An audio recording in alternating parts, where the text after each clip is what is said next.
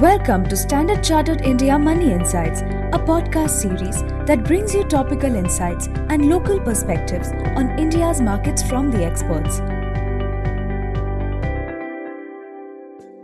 Hello everyone, my name is Ravi. Welcome to another edition of our weekly podcast. Global equities recovered later in the week as investor sentiments improved amid the US House passing the debt ceiling bill with a strong majority and data showing that US employers boosted hiring in the month of May. US government bond yields ended lower after rising for many weeks, putting pressure on the US dollar, which also ended lower for the week. Major global equity indices ended the week higher, the MSCI World Index up 1.6%, while the MSCI Emerging Markets and Asia ex-Japan indices were up 1.2% each. In the US, the S&P 500 index rose 1.8%, while the Nasdaq Composite and Dow Jones Industrial Average rose 2%. Back home, Indian equities continued to trend higher. The Nifty index rose for the second consecutive week, supported by strong buying interest from foreign investors and positive global cues, rising 0.6% but underperforming global peers. Broader markets continued their outperformance over Nifty index this week. The mid-cap index was up 1.6% and the small-cap index was up 3.1% for the week. Among sectors, realty, telecom and pharma led the sectoral rally with gains of over 2.4%, while the energy sector led the losers, falling 1.9% for the week. The Indian fixed income market had another stable week. Indian government bond yields fell across the curve marginally, driven by a fall in US bond yields. Overall demand remained strong at the RBI's weekly auction of INR 330 billion worth of bonds, which was settled at close to the cutoff yields.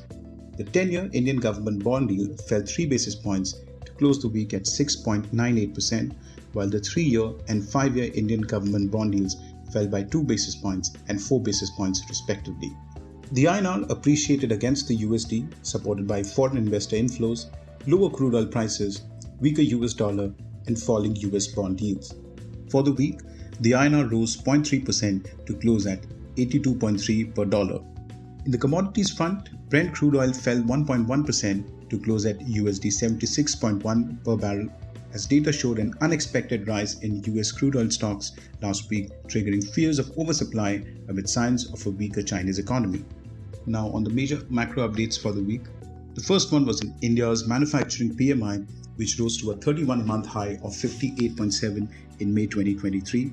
This was higher than the last month's reading of 57.2 and market forecast of 56.5.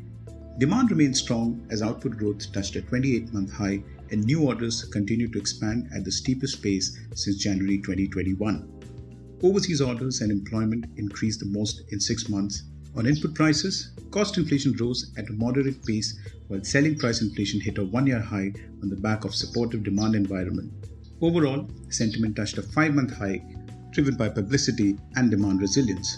The second update was on India's industrial production, which grew 1.1% in March 2023, below both market expectations of 3.3% growth and last month's reading of 5.6%.